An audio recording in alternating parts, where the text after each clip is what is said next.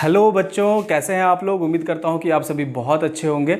और आज से अमृत एकेडमी के यूट्यूब चैनल पर क्लास 10th के मैथ सब्जेक्ट का और साइंस सब्जेक्ट का सभी चैप्टर्स के वीडियोस अवेलेबल कराए जाएंगे और वो बिल्कुल फ्री ऑफ कॉस्ट होगा, है ना। इस वीडियो का ऑब्जेक्टिव बस ये है कि सभी बच्चों तक एक अच्छा कंटेंट, एक अच्छी जानकारी, एक अच्छा कॉन्सेप्ट पहुंच जाए, ताकि उन बच्चों को ज़्यादा परेशानियों का सामना ना करना पड़े। हर चैप्टर का आपको क्लास साइंस में बिल्कुल अरेंज वे में बहुत ही अच्छा और बहुत ही बेहतरीन नोट्स आपको मिल जाएगा। आपको कैसे फेयर करना है, कैसे आपको लिखना है, आपको लिखा हुआ बिल्कुल उस तरीके से मिल जाएगा जिससे आपको फेयर बनाने में भी काफ़ी ज़्यादा सुविधा हो जाएगी। और बहुत ही अच्छा कंटेंट होगा, आपके चैप्टर्स को बिल्कुल ये पूरी तरह से जस्टिफाई करेगा। बिल्कुल वो चैप्टर्स के सारे कॉन्सेप्ट्स यहाँ पर आपके यहाँ पर मौजूद रहेंगे यहाँ पर। और एग्जाम में कहीं से भी सवाल, चाहे वो ऑब्जेक्टिव आता हो चाहे वो सब्जेक्टिव आता है, बिल्कुल भी आपको पैनिक नहीं होना है। सवाल आपका इससे बाहर नहीं आएगा। आपको इसको बहुत अच्छे तरीके से, गहराई से आपको यहाँ पर पढ़ाई जाएगी। आपका बस काम इतना है कि आप सभी वीडियोस को बहुत ध्यानपूर्वक देखें। उससे आप बहुत अच्छे तरीके से साथ ही साथ में जब जैसे जैसे वीडियो चले आप वीडियो को पॉज करिए, जहाँ तक समझ में आया वहाँ तक नोट करेंगे, फिर आगे समझेंगे, फिर नोट करेंगे और फिर आप चीज़ों को तरीके से फेयर अपनी कॉपी में करते चले जाएंगे। आज हम लोग स्टार्ट करने वाले हैं चैप्टर अम्ल, क्षारक एवं लवण। और इसके पहले जो एक चैप्टर है साइंस का रासायनिक अभिक्रिया, वो चैप्टर ऑलरेडी हम लोग पढ़ चुके हैं। यहाँ पर हमारे इंस्टीट्यूट में इसकी पढ़ाई हो चुकी है, पर बिल्कुल भी पैनिक नहीं होना है। उसका हम अलग से आपको वीडियो रिकॉर्ड करके आप तक आपको पहुँचा देंगे। तो चलिए आइए स्टार्ट करते हैं हम लोग आज बहुत ही बेहतरीन चैप्टर अम्ल, क्षारक एवं लवण। ये चैप्टर इसलिए बेहतरीन है क्योंकि जब आप इस चैप्टर को पढ़ेंगे तो आपको अपने डेली लाइफ में से बहुत सारी चीज़ें देखने को, समझने को मिलेंगी कि भैया अरे ये चीज़ तो ऐसा हुआ करता था, ये चीज़ों में तो ये प्रॉपर्टी है, अच्छा ये वाला तो अम्ल है, ये वाला तो क्षार है, ये वाला क्यों क्षार है जो हम यूज़ कर रहे हैं। जैसे कि अगर आप घर पे साबुन यूज़ करते हैं, सर्फ डिटर्जेंट यूज़ करते हैं, घर में बेकिंग सोडा होता है ना, तो ये सारी चीज़ें क्या होती है, क्षार होती है। चूना होता है, ये सारी चीज़ें क्षार होती है। और जैसे नींबू है जिसका स्वाद खट्टा है, नींबू है, इमली है ना, तो इन सभी चीज़ों में क्या होता है, अम्ल होता है। सिरका है, विनेगर, तो इन सभी चीज़ों, ये सभी चीज़ें जो एसिड है, तो हम क्यों माने कि भैया ये एसिड है। हम लोग इसका एक्सपेरिमेंट के साथ, ये नहीं कि सिर्फ आपको यहाँ पे थ्योरी दिया जाएगा, आपको थ्योरी तो बहुत अच्छे तरीके से समझाया ही जाएगा, साथ ही साथ जहाँ पर भी ज़रूरी होगा, जहाँ पर भी जो प्रैक्टिकल हमसे हो पाएगा, हम वो सारा प्रैक्टिकल आपको प्रयोग कर कर यहाँ पे सामने दिखाएंगे। और इस वाली वीडियो में भी आपको प्रयोग देखने को मिलेगा। तो चलिए आइए स्टार्ट करते हैं हम लोग आज का चैप्टर अम्ल, क्षारक एवं लवण। आइए स्टार्ट करते हैं हम लोग अम्ल यानी कि एसिड से, है ना। अम्ल को ही इंग्लिश में एसिड कहा जाता है। और इस एसिड जो है ये लैटिन वर्ड एसिडस से लिया गया है, ACIDUS। एसिडस एक लैटिन वर्ड है जिसका मीनिंग होता है सॉर, सॉर मतलब खट्टा, और उसी वर्ड से लिया गया है एसिड को। और एसिड को हिंदी में हम लोग अभी क्या जानते हैं, अम्ल।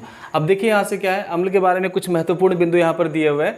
लिखा है कि अम्ल स्वाद में खट्टे होते हैं, यानी कि जो अम्ल होंगे वो स्वाद में कैसे होंगे, खट्टे होंगे। यह नीले लिटमस पत्र को लाल कर देता है। अगर आपके पास नीला लिटमस पेपर होगा, नीला लिटमस पेपर एक इंडिकेटर होता है, एक सूचक होता है जो बताता है कि कोई भी पदार्थ हमारा अम्ल है या क्षारक है। अगर नीला लिटमस पेपर होगा, अगर आप उसको अम्ल में डालेंगे तो उसका रंग लाल हो जाएगा, और अगर आप उसे क्षारक में डालेंगे तो लाल लिटमस को वो नीला कर देगा। यानी कि अम्ल का काम क्या है, नीले लिटमस पत्र को लाल कर देना। ये जो नीला लिटमस पेपर होता है ये लाइकेन के प्लांट से बनाया जाता है। ये बिल्कुल नेचुरल इंडिकेटर होता है, यानी कि प्रकृति में पौधा है और पौधे से हम लोग क्या कर रहे हैं, उस लाइकेन वाला जो प्लांट है उसे हम लोग लिटमस पेपर तैयार करते हैं। आगे आते हैं, यह जल में घुलकर H+ आयन देता है। ये बहुत ही इंपॉर्टेंट केमिकल प्रॉपर्टी है अम्ल की, कि जो अम्ल होते हैं वो जल में घुलकर H+ आयन देते हैं। एक और बात आगे के लिए अभी हम आपको बता देते हैं कि वैसे अम्ल जो जल में घुलकर जितनी ज़्यादा संख्या में H+ आयन देते हैं उन्हें उतना ज़्यादा प्रबल अम्ल कहा जाता है। यानी कि जो जल में घुलकर ज़्यादा H+ आयन देंगे वो ज़्यादा प्रबल होंगे, जो जल में घुलकर कम H+ आयन देंगे वो कम प्रबल होंगे, है ना। कहने का मतलब वो दुर्बल अम्ल होंगे।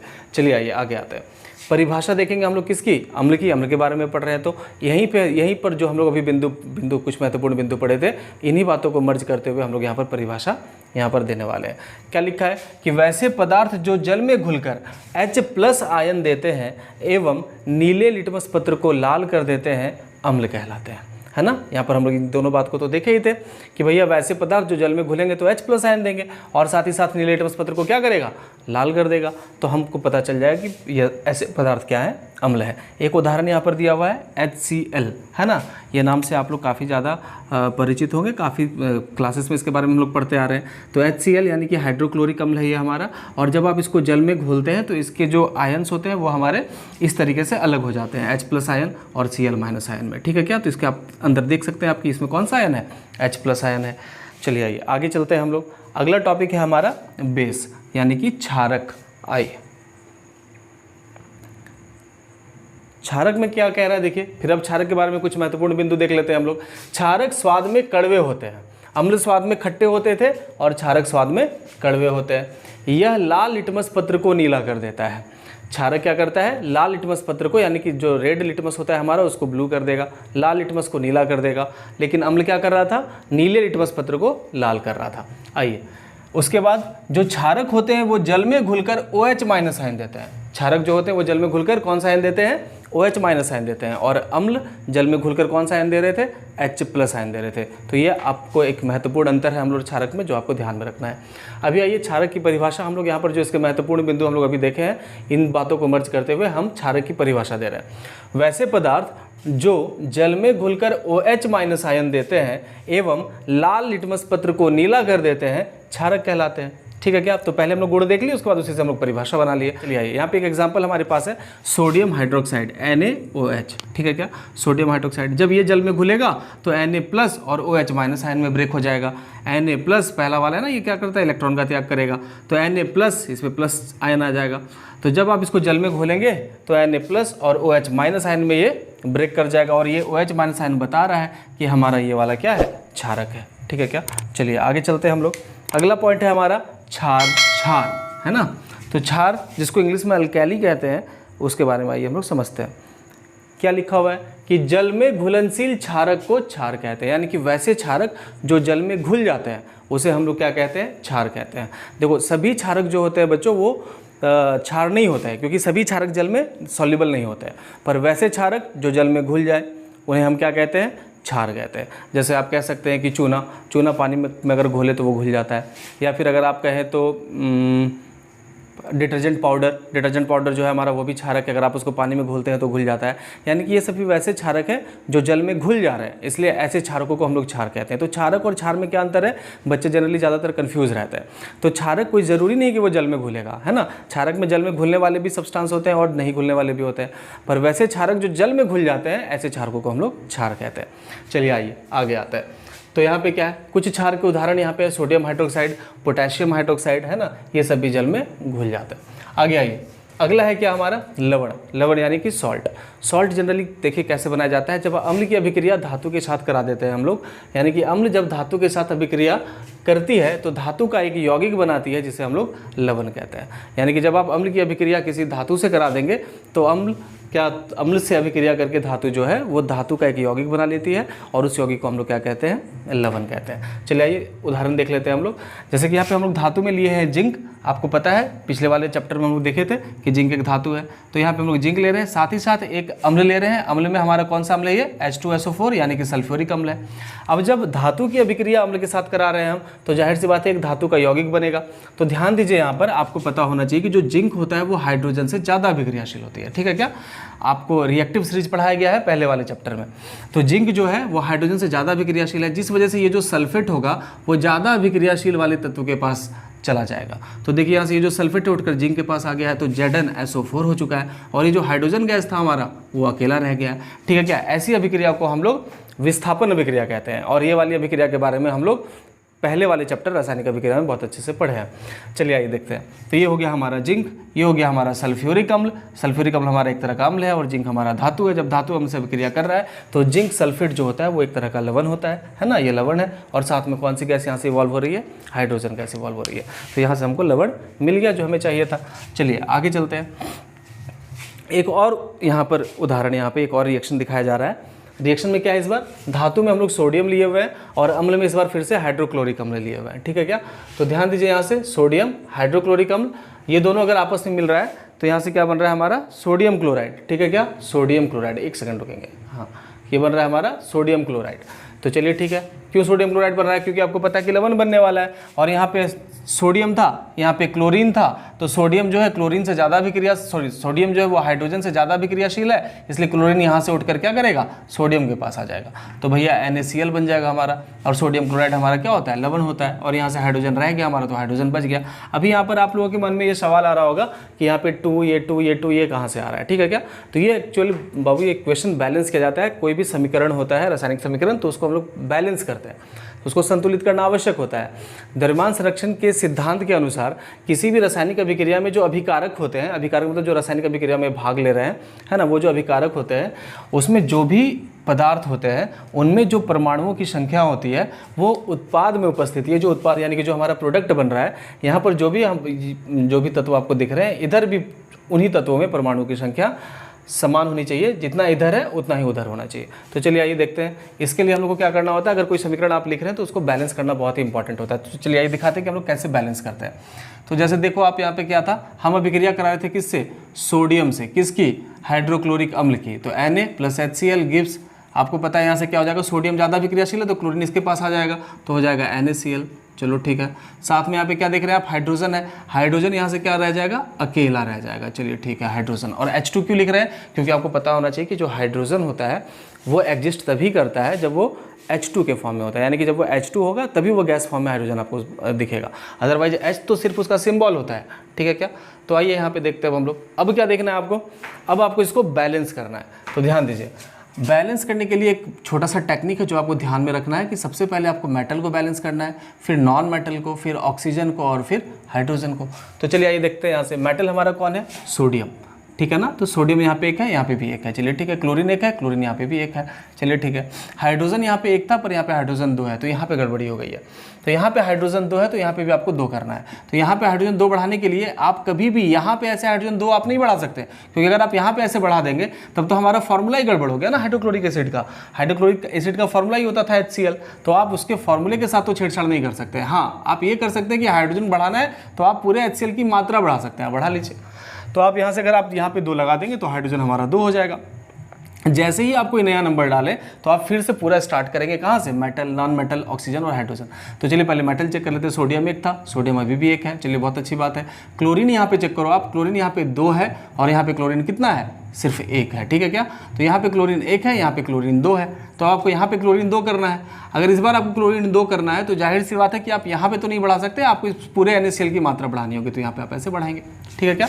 फिर जैसे ही आप कोई नया नंबर डाले हैं तो आपको फिर से क्या करना है, फिर से इसको आपको स्टार्टिंग से चेक करना है। तो भैया देखें यहाँ से मेटल सोडियम 1 था, यहाँ पे सोडियम कितना हो चुका है हमारा, 2 हो चुका है, तो यहाँ पे गड़बड़ हो चुकी है। फिर से आपको सोडियम बैलेंस करना होगा। तो सोडियम यहाँ पे 2 था, यहाँ पे 1 था, तो आपको यहाँ क्या करना है, सोडियम को 2 कर लेना है। आपने फिर से नंबर डाला, फिर से चेक करिए, सोडियम 2। चलिए बहुत खुशी की बात है। क्लोरीन यहाँ पे देख लीजिए आप, ये जो 2 है हाइड्रोजन में भी काउंट होता है और दूसरे वाले सब्सटेंस क्लोरीन में भी काउंट होगा, ठीक है ना। तो देखिए यहाँ से 2 क्लोरीन है यहाँ पे हमारे पास, तो यहाँ पे भी क्या है, 2 क्लोरीन है, चलिए ठीक है। अब ऑक्सीजन तो था नहीं यहाँ पे चेक करने को हमारे पास, तो अगला किसको देखेंगे हम लोग, हाइड्रोजन को। चलिए देखिए हाइड्रोजन यहाँ पे 2 था हमारे पास और यहाँ पे भी हाइड्रोजन हमारा क्या है, 2 है, ठीक है क्या। तो इस तरीके से हम लोग देख रहे हैं कि हाँ, अब हमारी जो अभिक्रिया है वो पूरी तरह से संतुलित हो चुकी है। तो कभी भी रिएक्शन को अधूरा नहीं छोड़ना है, अगर वह असंतुलित है तो उसको संतुलित करना है। अब आपके मन में सवाल आ रहा होगा कि सर इसके पहले वाली अभिक्रिया में आप संतुलित क्यों नहीं किए। तो आइए देखते हैं।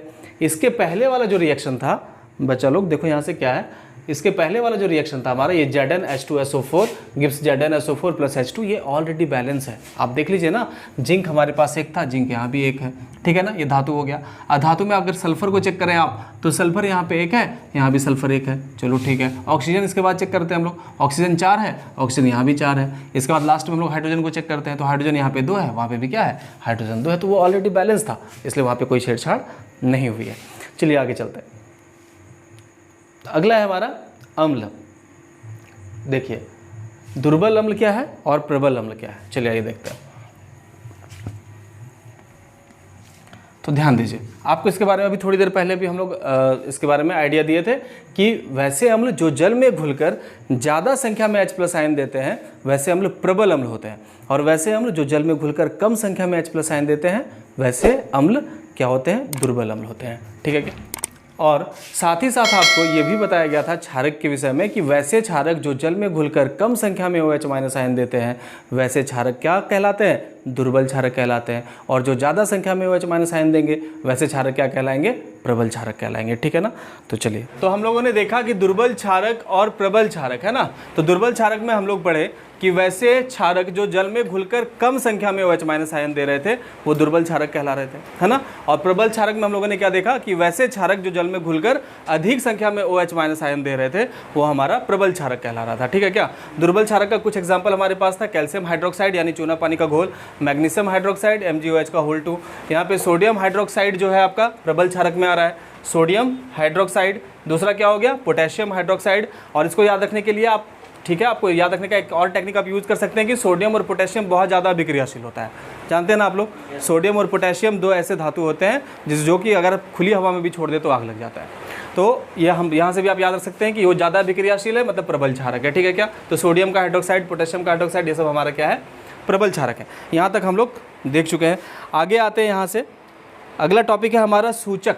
सूचक मतलब इंडिकेटर, है ना, जो बताता है हमें कि कोई भी पदार्थ अम्ल है या कोई भी पदार्थ क्षारक है। ठीक है क्या। कौन सा पदार्थ हमारा अम्ल है, कौन सा पदार्थ हमारा क्षारक है, ये सूचक का काम होता है बताना। आइए देखते हैं कि किस किस प्रकार के सूचक है। तो सबसे पहला भैया यहाँ पे हम लोग का अगला टॉपिक है सूचक के प्रकार। तो पहला है हमारा प्राकृतिक सूचक, है ना, नेचुरल इंडिकेटर, जो हमें प्रकृति से प्राप्त होता है। दूसरा है हमारा कृत्रिम यानी संश्लेषित सूचक या मानव निर्मित सूचक आप कह सकते हैं, जो कि केमिकल से बनाया जाता है। और तीसरा है हमारा गंधीय सूचक, जो गंध में परिवर्तन के माध्यम से बताता है कि कोई भी पदार्थ अम्ल है या क्षार है। ठीक है क्या। तो प्राकृतिक सूचक में क्या लिखा है देख लीजिए, पेड़ पौधे से प्राप्त सूचकों को प्राकृतिक सूचक कहते हैं, क्योंकि पेड़ पौधा क्या होता है, प्रकृति की देन है ना, तो प्रकृति से प्राप्त हो जाएगा। तो जैसे लिटमस पेपर आपको बताया था कि लाइकेन के प्लांट से लिटमस पेपर तैयार किया जाता है। दूसरा है लाल बंधा गोभी, लाल पत्ता गोभी भी बोलते हैं आप उसको। हाइड्रेंजिया पौधे का फूल, हाइड्रेंजिया का फूल आप लोग को दिखाया गया था, है ना, जो कि गुच्छे में होता है ना, वाइट गुलाबी कलर का भी होता है, येलो कलर का भी होता है। ठीक है, सो वाला फ्लावर होता है। तो हाइड्रेंजिया पौधे का फूल ये भी इंडिकेट करता है कि कौन सा सब्सटेंस हमारा एसिड है, कौन सा सब्सटेंस हमारा बेस है, कौन अम्ल है कौन क्षार है। साथ ही साथ हल्दी यानी टर्मरिक पाउडर ये भी बताता है कि कौन सा पदार्थ हमारा अम्ल है और कौन सा पदार्थ हमारा क्षार है। चलिए अगला है क्या, कृत्रिम संश्लेषित सूचक। ऊपर वाले सारे प्राकृतिक सूचक थे, ये कृत्रिम सूचक हो गया, यानी कि जिसको बनाया जाता है केमिकल के माध्यम से। तो कह रहा है क्या कि ये सूचक रासायनिक पदार्थ होते हैं, यानी कि रासायनिक पदार्थों से बने होते हैं।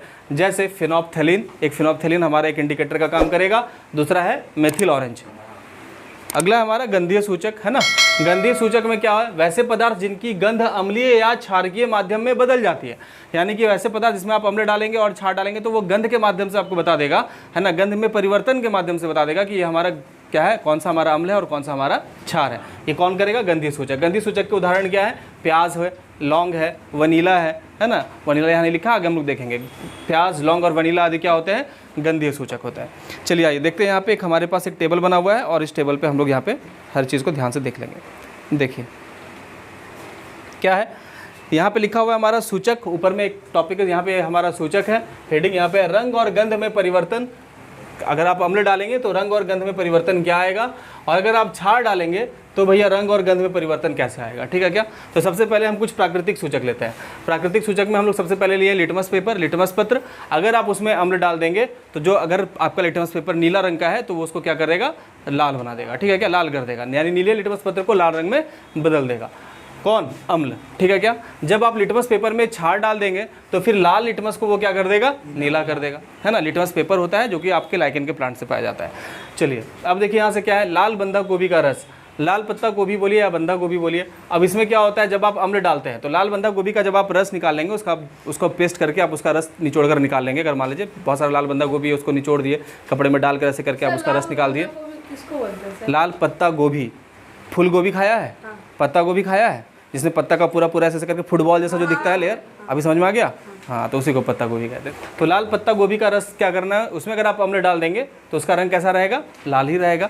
लेकिन जब आप क्षार डाल देंगे तो उसका रंग कैसा हो जाएगा, हरा हो जाएगा। तो ये भी बहुत इंटरेस्टिंग एक्सपेरिमेंट हो सकता है। अगर लाल बंधा गोभी है तो आप लोग क्या करिए, उसको निचोड़कर कपड़े में डालकर अच्छे से निचोड़कर, सूती के कपड़े में निचोड़ कर उसका रस निकाल लीजिए। ठीक है क्या।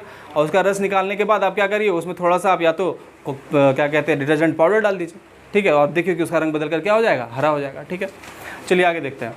पर अम्ल डालेंगे तो वो लाल ही रहेगा लाल बंधा गोभी में। अगला है हाइड्रेंजिया का फूल का रस। अगर आप हाइड्रेंजिया के फूल का अगर आप रस निकाल लें और उसमें अगर आप अम्ल डाल देंगे तो उसका रंग कैसा हो जाएगा, नीला हो जाएगा। और अगर आप क्षारक डाल देंगे तो उसके रस में, तो उसका रंग कैसा हो जाएगा, गुलाबी हो जाएगा। तो ये भी बहुत अच्छा है कि अगर आप हाइड्रेंजिया फ्लावर का रस निकाल लें, उसमें अम्ल डालेंगे तो उसका रंग नीला हो जाएगा, क्षार डाल देंगे तो रंग कैसा हो जाएगा, गुलाबी हो जाएगा। अगला है हल्दी। ठीक है, जब अम्ल में आप हल्दी डालिएगा, जैसे कि अगर मान लो नींबू पानी है, नींबू पानी में आप थोड़ा सा क्या करेंगे, हल्दी डाल देंगे और उसको घोल देंगे, तो उसके रंग में कोई परिवर्तन नहीं होगा। मतलब जो हल्दी का रंग है पीला, वो आपको पीला ही दिखेगा। ठीक है क्या। उसके बाद अगर आप क्षारक में क्षारक वाला जो सोप सॉल्यूशन अगर है आपके पास, डिटर्जेंट का सॉल्यूशन बना लीजिए और उसमें थोड़ा सा हल्दी डालकर घोल दीजिए। ठीक है, तो इसका रंग कैसा हो जाएगा, गहरा लाल हो जाएगा। ठीक है क्या, एकदम लाल रंग का हो जाएगा। तो इसका एक्सपेरिमेंट भी हम लोग अभी देखने वाले हैं। ठीक है, गुड मॉर्निंग स्टूडेंट्स। चलिए देखिए, आप जैसा कि आप लोगों को पता है कि हम लोग acid base and salt chapter पढ़ रहे थे, अम्ल क्षारक और लवण। तो उस चैप्टर से रिलेटेड हम लोग आज कुछ एक्सपेरिमेंट आपको दिखाने वाले हैं, है ना। आपको पता है कि क्या कहते हैं, ये हमारा क्या है, ये कौन सा पाउडर है, ये हल्दी का पाउडर है। ठीक है, चलो ठीक है। देखो और क्या क्या इंग्रेडिएंट्स हम लेकर आए हैं आपके लिए। आप देखिए यहाँ से, ये हमारा क्या है, हॉर्लिक्स है, नहीं है, डिटर्जेंट पाउडर है। क्या है, डिटर्जेंट पाउडर है। चलिए ठीक है। एक और यहाँ पर बर्तन है हमारे पास, इसमें हम लोग क्या करेंगे, हल्दी का पेस्ट बनाएंगे। ठीक है क्या। चलिए, और 3 ग्लास रखे हुए हैं हम लोग, और यहाँ पर चलिए देखिए, छोटा छोटा मैंगो है ना, क्या है ये, अच्छा लेमन है। हाँ चलिए ठीक है। स्वाद में कैसा होता है, खट्टा होता है। अगर ये स्वाद में खट्टा है, इसका मतलब है कि ये क्या है, अम्ल की क्षारक है, अम्ल है। चलिए ठीक है, ये तो आप लोग जान ही रहे। अब देखिए, ये हल्दी का जो पाउडर है, ये कैसे बताएगा कि कौन सा पदार्थ हमारा अम्ल है और कौन सा पदार्थ हमारा क्षारक है। ठीक है क्या। तो चलिए ध्यान दीजिए। सबसे पहले हम लोग क्या करेंगे, एक्सपेरिमेंट नंबर 1 के लिए, ये जो आपको व्हाइट शीट पेपर का दिख रहा है ना, इसको हम लोग क्या करेंगे, हल्दी के पेस्ट से कलर कर देंगे। ठीक है, तो देखिए यहाँ से, इसमें थोड़ा सा हम लोग हल्दी डालेंगे। इसमें पहले से भी हल्दी थोड़ा सा डला हुआ है, आपको हम दिखा देते हैं। देखिए, इसमें हमारा क्या है, ये क्या है, हल्दी है। ठीक है क्या। इसमें थोड़ा सा हम लोग वाटर डाल के हल्का सा इसको पेस्ट बना लेंगे।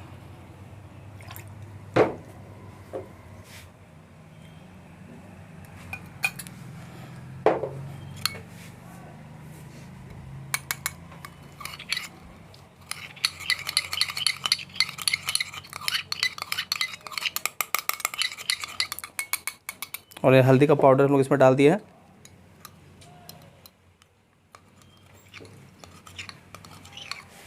और ये देखिए, यहाँ पे हल्दी का पेस्ट इसमें डाल दे रहे हैं। इतना काफ़ी होगा इसको कलर करने के लिए। अब हम लोग इसको कलर कर देंगे।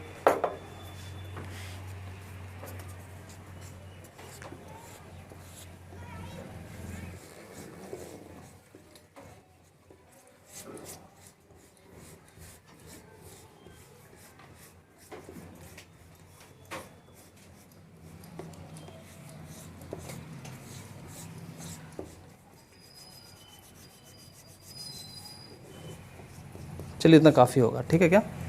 अब आप देखिए यहाँ से क्या हो रहा है, इसमें हम यहाँ पे ये जो वाइट शीट था, इसमें थोड़ा सा हम हल्दी का एक लेयर लगा दिया है और ये पेपर का कलर थोड़ा सा येलो हो गया हमारा। ठीक है क्या। अभी एक इंडिकेटर का काम करेगा, जो हमको बताएगा कि कौन सा सब्सटेंस हमारा एसिड है और कौन सा सब्सटेंस हमारा बेस है, यानी कि क्षारक है। और हम लोग पढ़ चुके हैं कि अगर आप हल्दी को एक इंडिकेटर की तरह यूज़ करें, आप अगर उसमें अम्ल डालेंगे तो उस पर कोई प्रभाव नहीं पड़ता है, और अगर आप क्षारक डालेंगे तो उस पर प्रभाव पड़ता है। और क्या प्रभाव पड़ता है वो अभी हम लोग देखने वाले हैं। ठीक है क्या। तो ये हमारा लेमन है, इसको हम लोग कट कर लेंगे।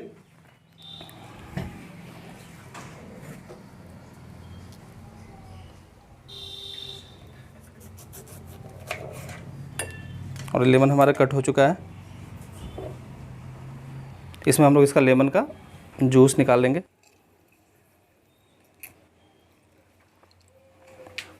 इसको दबाइए आप तब तक, इसमें लेमन डालिए इसमें।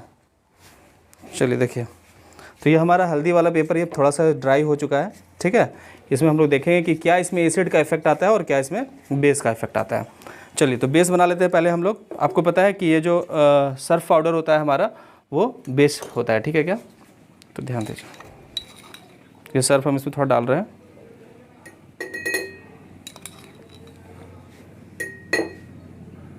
काफ़ी हो जाएगा, थोड़ा वाटर डाल देते हैं इसमें।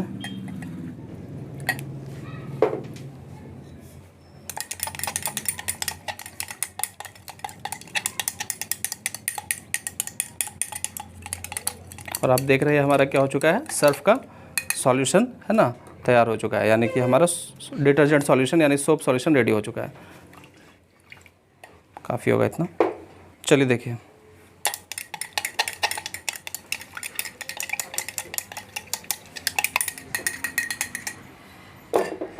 देखिए यहाँ पे हमारे पास लेमन आ चुका था, ठीक है क्या। इसमें भी थोड़ा चाहे तो वाटर मिला के आप थोड़ा सा इसको पतला कर लें।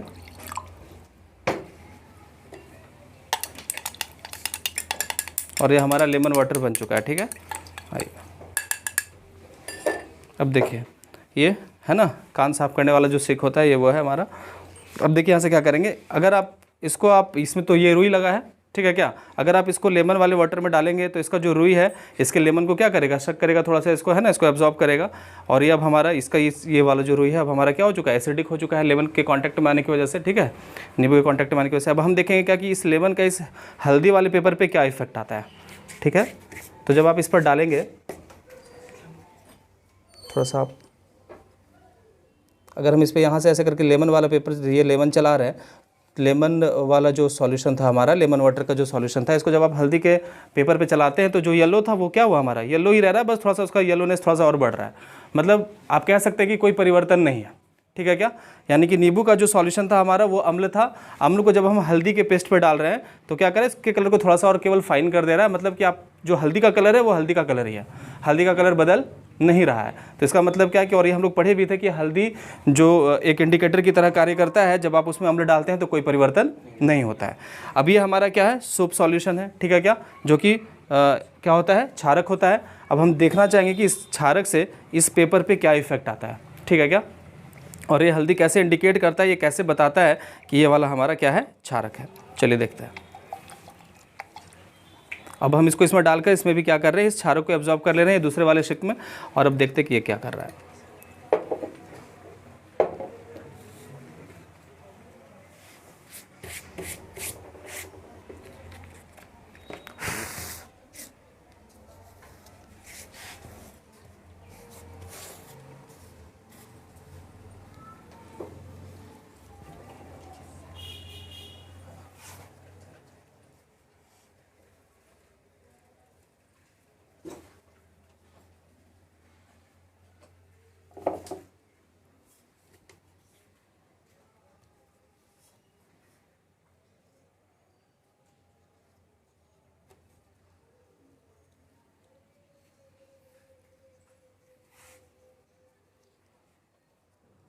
और आप देख सकते हैं यहाँ पे कि देखिए क्षारक से क्या हो रहा है। तो जैसे ही आप क्षारक डाल दिए है ना, तो आप देख रहे हैं क्या कि आप इससे कितने आसान तरीके से और कितने अच्छे तरीके से इसमें आप लिख सकते हैं। और इसका कलर कैसा हो गया है, गहरा लाल कलर का हो गया, ठीक है क्या। यानी कि जब भी क्षार हल्दी के कांटेक्ट में आता है तो वो रंग बदल जाता है और उसका रंग कैसा हो जाता है, गहरा लाल रंग हो जाता है, ठीक है क्या।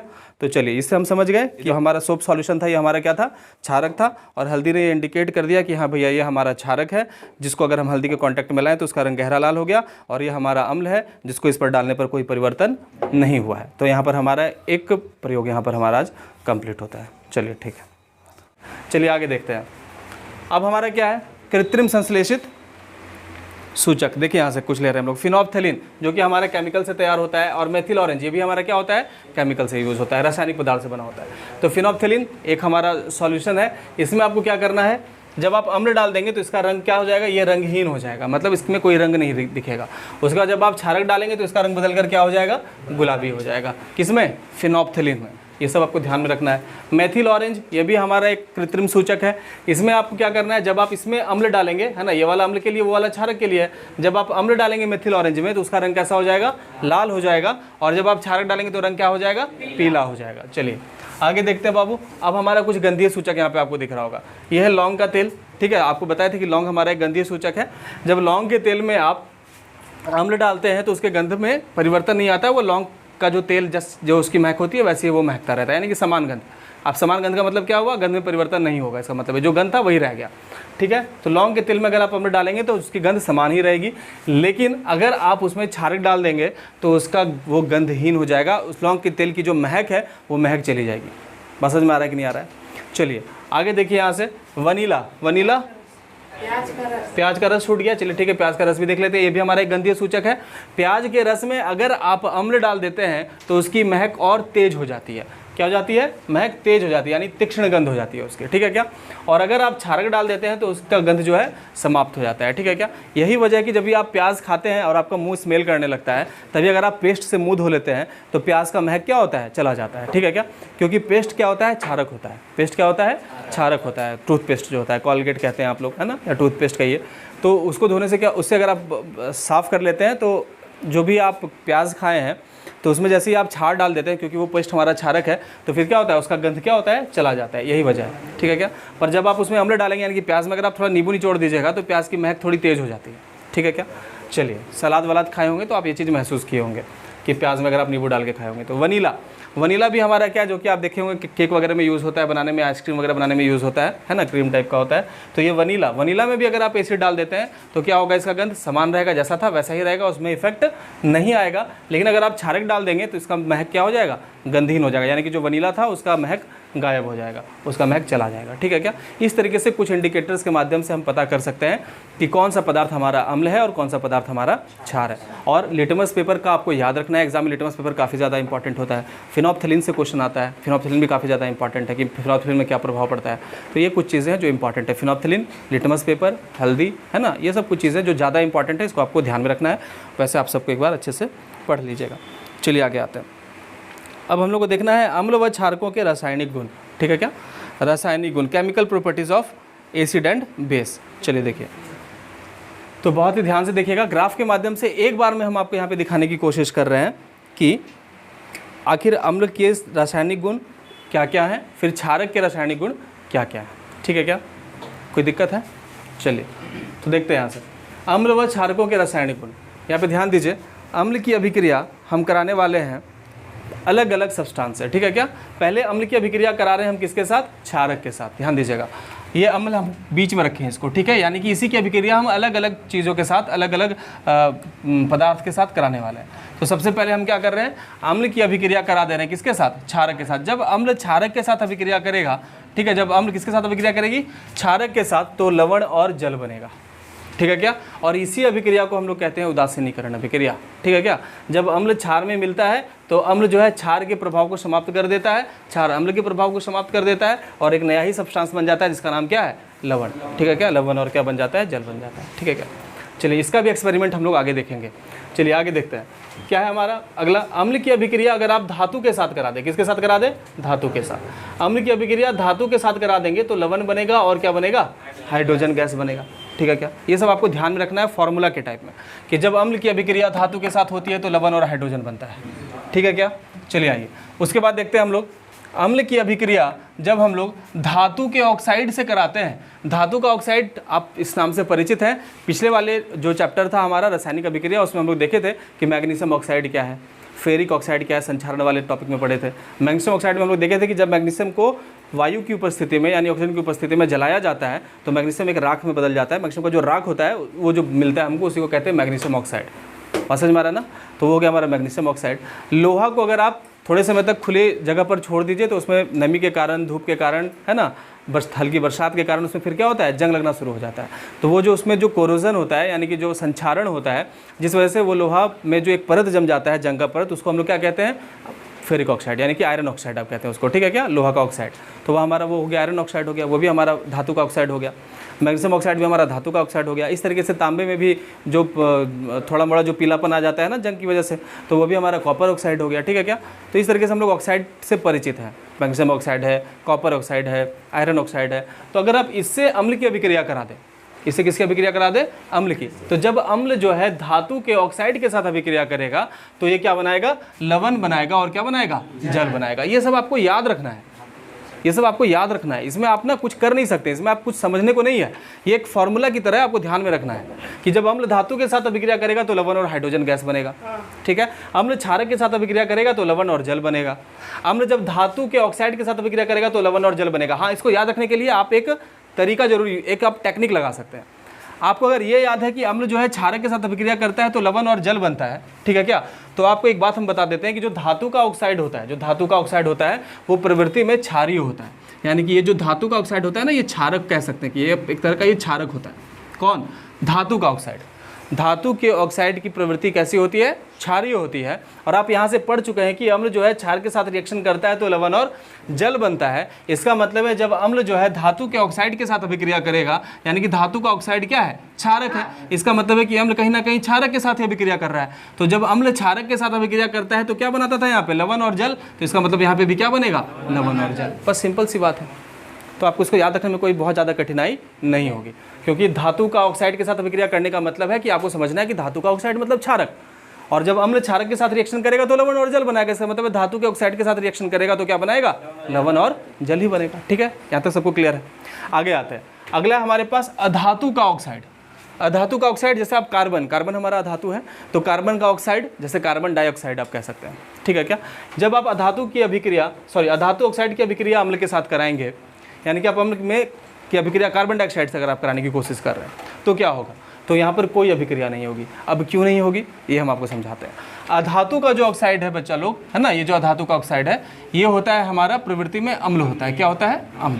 ठीक है क्या, अब आप देख लो ना, जब आप अम्ल में अम्ल डाल दोगे तो कोई अभिक्रिया होगी, नहीं होगी ना, दोनों तो समान गुण वाला है। ठीक है क्या, आप जब अम्ल में अम्ल डाल देंगे तो अभिक्रिया कहाँ से होगी, जब आप भिन्न भिन्न गुणधर्म वाले पदार्थ को जब आप आपस में मिलाते हैं, है ना, तब एक नया गुणधर्म वाला पदार्थ बन जाता है जिसको हम लोग रासायनिक अभिक्रिया कहते हैं। पिछले चैप्टर में पढ़े हैं। और यहाँ पर ये भी अम्ल है और ये भी अम्ल है, तो भैया अम्ल को अम्ल में मिलाइएगा तो रासायनिक अभिक्रिया होगी ही नहीं, क्योंकि दोनों समान गुणधर्म वाले।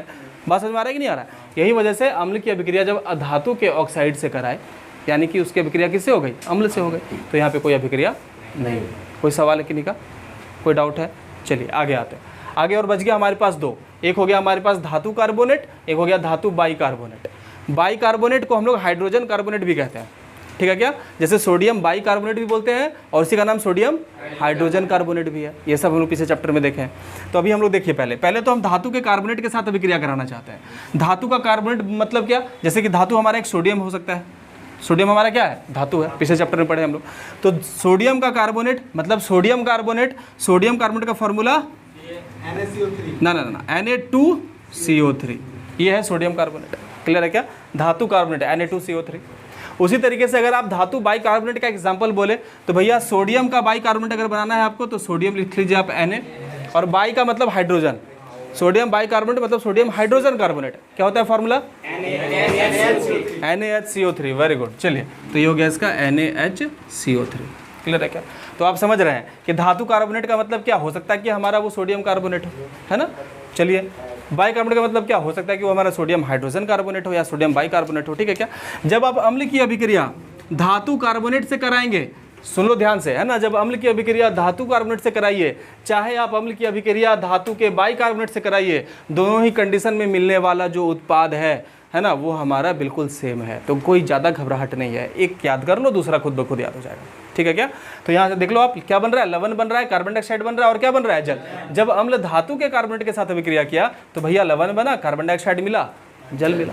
और जब अम्ल की अभिक्रिया धातु के बाइकार्बोनेट के साथ कराए तो भी हमको क्या मिला, लवण मिला, कार्बन डाइऑक्साइड मिला, जल मिला, है ना। इसका मतलब वो बाय 1 गेट 1 फ्री।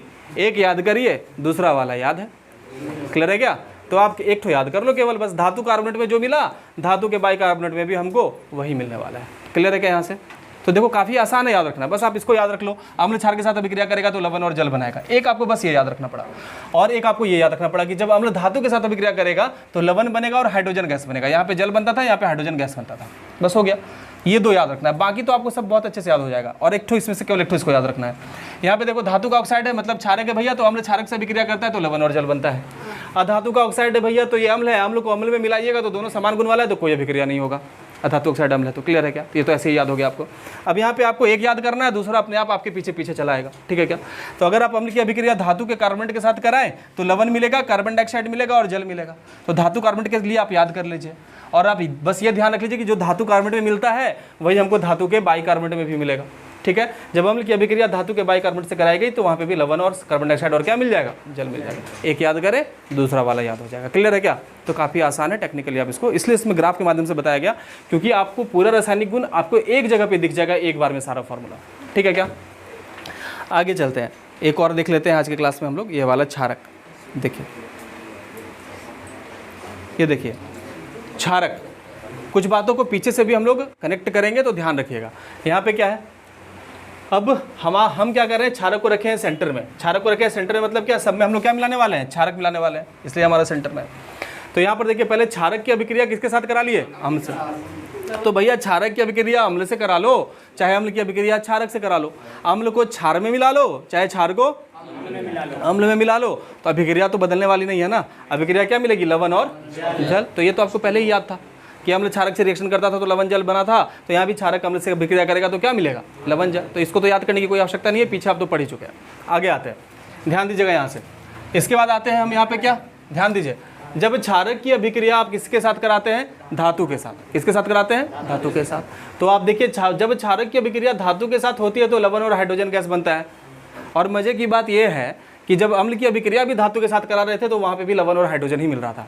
यानी कि आप अगर वहाँ पे पढ़ लिए तो यहाँ पर भी याद हो चुका है।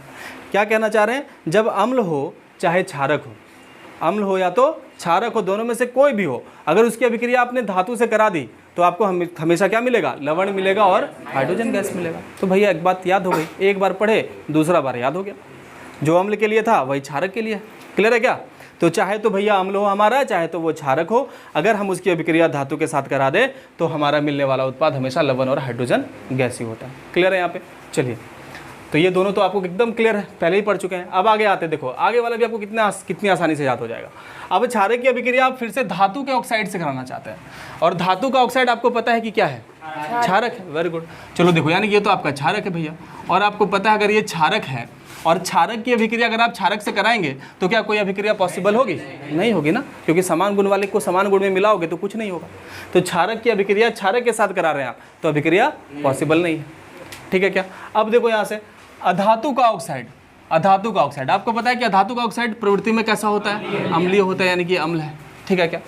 बस एकदम मैथमेटिकली चलते रहना है। क्षारक की अभिक्रिया आप अधातु के ऑक्साइड के साथ कराने के लिए कहा गया है, पर आपके दिमाग में ये सेट है, आपको ये पता है अच्छे से कि भैया धातु का ऑक्साइड क्या होता है, हमारा अम्ल होता है, अम्लीय होता है। यानी कि कहीं ना कहीं क्षारक की अभिक्रिया फिर से किससे हो रही है, अम्ल से हो रही है। इनडायरेक्ट वे में वो हमको धातु का ऑक्साइड कह रहा है। ठीक है क्या। तो जब क्षारक की अभिक्रिया अम्ल से होती है तो क्या बनता है, लवण और जल बनता है। ये तो पहले से ही पढ़ते आ रहे हैं हम लोग। क्लियर है क्या। तो भैया धातु के ऑक्साइड के साथ जब अभिक्रिया होगी क्षारक की, तो इसका मतलब क्षारक की अभिक्रिया कहीं ना कहीं अम्ल से ही हो रही है, और मिलेगा क्या हमको, लवण और जल। यानी कि ये भी आपको तो याद ही है, कोई दिक्कत वाली बात नहीं है। ठीक है क्या। अब इधर आते हैं हम लोग, कहाँ पे, धातु के कार्बोनेट में और धातु के बाइकार्बोनेट में क्षारक का क्या प्रभाव पड़ता है। इसके पहले हम लोग अम्ल का क्या प्रभाव पड़ रहा था वो देख रहे थे। अब ध्यान दीजिए यहाँ से, जब आप, और यहाँ पर उससे भी सबसे बड़ी मजे की बात है कि चाहे भैया धातु का कार्बोनेट हो, चाहे हमारा धातु का बाइकार्बोनेट हो, वो क्षारक के साथ अभिक्रिया नहीं करती है। यानी कि पढ़ने के लिए यहाँ पे कुछ नहीं है। बात समझ में आ रहा है कि नहीं आ रहा है। तो आपको याद रखना है कि धातु का कार्बोनेट हो चाहे धातु का बाइकार्बोनेट हो, इसको जब आप क्षारक के साथ अभिक्रिया कराएंगे तो यहाँ पर कोई अभिक्रिया नहीं होगी। क्लियर है क्या। लेकिन ये दोनों अभिक्रिया कर रही थी किसके साथ, अम्ल के साथ, और क्या बना रही थी, लवण, कार्बन डाइऑक्साइड और जल। वेरी गुड, कितने अच्छे से याद हो गया आप लोगों को तो एक ही बार में। क्लियर है क्या। तो चलिए, तो ये हमारा आज का ये कॉन्सेप्ट रहा, तो अब आप समझ सकते हैं। ठीक है क्या। तो बातों को अगर आप कंक्लूड करके देखना चाहें तो एक बार फिर से हम कंक्लूड कर देते हैं कि भैया चाहे अम्ल हो चाहे क्षारक हो, दोनों अगर धातु से अभिक्रिया करेगा तो लवण और हाइड्रोजन गैस बनेगा। क्लियर है क्या। जब अम्ल की अभिक्रिया धातु के ऑक्साइड से कराएंगे तो धातु का ऑक्साइड क्षार था, तो अम्ल और क्षार मिलकर क्या बनेगा, लवण और जल। क्योंकि आपको पता है कि अम्ल और क्षार अभिक्रिया करती है तो लवण और जल बनाती है। अम्ल की अभिक्रिया अगर आप अधातु के ऑक्साइड से कराइएगा तो अधातु का ऑक्साइड अम्लीय है, तो अम्ल के साथ अभिक्रिया नहीं करेगी। चलिए, ये भी बात क्लियर हो गया। उसके बाद पढ़े हम अम्ल की अभिक्रिया अगर आप धातु के कार्बोनेट से कराएं चाहे धातु के बाइकार्बोनेट से कराएं, दोनों ही कंडीशन में मिलने वाला आउटपुट सेम होता है। मिलने वाला प्रोडक्ट क्या होता है, सेम होता है। क्या मिलता है उसमें, लवण, ना लवण, कार्बन डाइऑक्साइड और जल। ठीक है क्या, ये मिलता है। तो ये अम्ल की पूरी बात हो गई। अब बात करें हम क्षारक की। तो क्षारक में तो आपको इतना पता चल चुका है कि क्षारक जो है धातु के साथ अभिक्रिया करता है तो लवण और हाइड्रोजन बनाता है। अब देखो, क्षारक अम्ल के साथ अभिक्रिया करेगा तो लवण और जल बनाएगा, ये भी बहुत आसान सी बात है। अब देखो, अगर क्षारक की अभिक्रिया हम धातु के ऑक्साइड से कराएंगे तो धातु का ऑक्साइड क्षारक होता है, गुण में कैसा होता है, क्षारक। तो क्षार के साथ तो अभिक्रिया नहीं करेगी ना, इस वजह से क्षार जो है वो धातु के ऑक्साइड से अभिक्रिया नहीं करती है। अब अधातु की ऑक्साइड की बात करें तो अधातु का ऑक्साइड कैसा होता है, अम्लीय होता है। तो क्षार जब अम्ल के साथ अभिक्रिया करेगा तो लवण जल बनाएगा। इसका मतलब क्या, धातु के ऑक्साइड से अभिक्रिया करेगा तो लवण और जल बनेगा। ये भी बात हो गई। और मजे की बात यह है कि भैया जब धातु कार्बोनेट की बात करें और धातु के बाइकार्बोनेट की बात करें, जब इसकी अभिक्रिया आप क्षार के साथ कराएंगे तो वहाँ पर कोई अभिक्रिया नहीं होती है। तो ये टोटल है ना, समरी हो गया किस चीज़ का, रासायनिक गुण का। अब हम लोग अगले क्लास में क्या करेंगे, एक एक करके सबके रिएक्शंस को पढ़ेंगे, उसके रिएक्शंस को बैलेंस करेंगे और समझेंगे कि कैसे आखिर क्या बन रहा है ना, और इसका पूरा डिटेल व्यू हम लोग देखने वाले हैं अगले क्लास में। आज की क्लास यहाँ पे रोकते हैं, बहुत बहुत धन्यवाद।